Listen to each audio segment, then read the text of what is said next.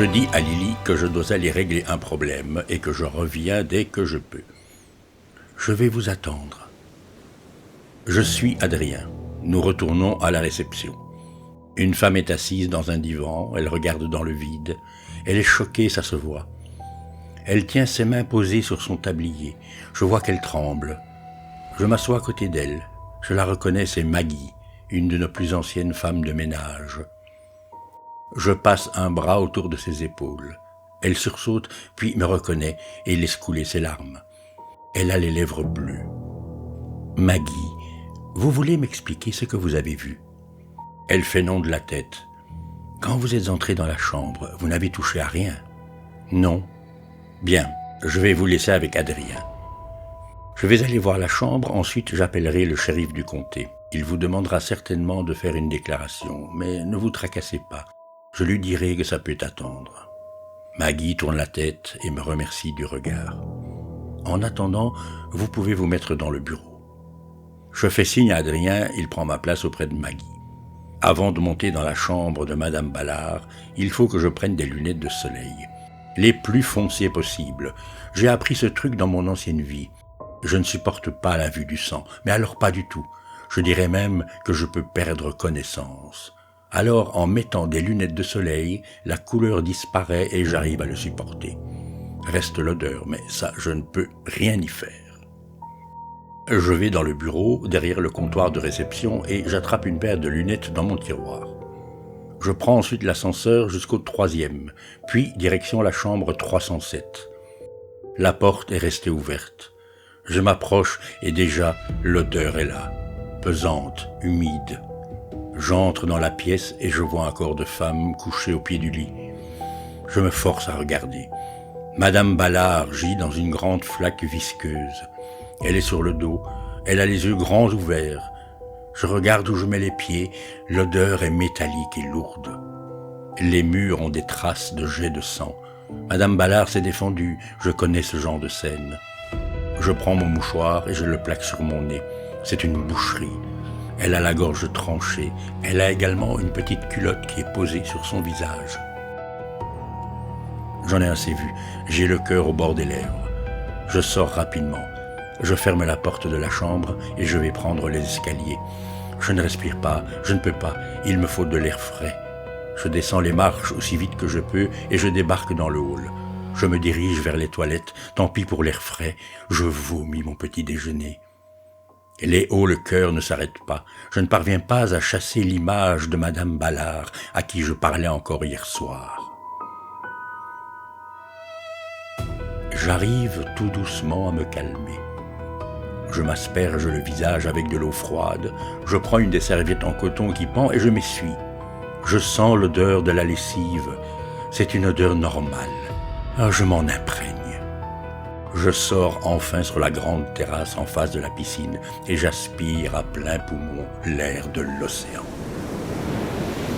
J'appelle le shérif Duncan et je lui explique ce qu'il vient de se passer. À ma connaissance, c'est le premier meurtre au paradis. Oui, bien sûr que j'ai sécurisé la scène. Je retourne voir Maggie. Elle est assise dans le bureau. Adrien est auprès d'elle et il lui masse les épaules. Le shérif sera là dans une demi-heure. Maggie, vous pouvez rester ici. Est-ce que vous voulez boire quelque chose? Non. Je comprends. Moi non plus, je ne pourrais rien avaler.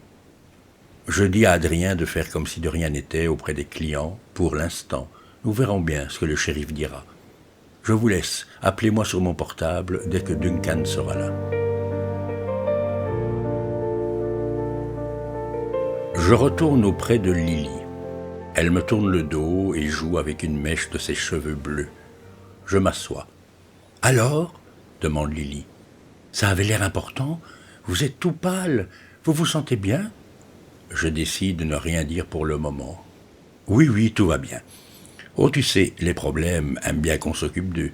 Même si j'ai envie de leur dire de me laisser tranquille pendant que je prends mon petit déjeuner en excellente compagnie. Mais ils n'en font qu'à leur tête. » Lily rigole. Je change de sujet tout de suite. « Alors, Lily, dis-moi un peu, tu restes au paradis combien de temps ?»« J'ai encore ma chambre pour une semaine, mais j'ai envie de rester plus longtemps. En fait, je pourrais même m'installer ici. »« Ah ? Oui, je peux faire mes vidéos n'importe où, du moment que je montre les marques. Tu es influenceuse. Ah, voilà. Donc tu incites les gens à acheter telle ou telle chose. Oui. Tu es publicitaire. Ce n'est pas vraiment le mot, mais oui, si vous voulez.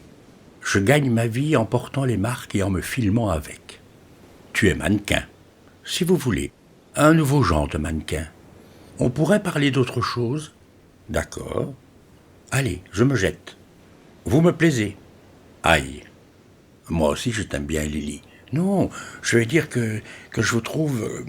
que je crois que je suis un peu amoureuse de vous. Voilà, je l'ai dit. Elle se lève. J'ai chaud. Je crois que je vais aller me baigner. Lily.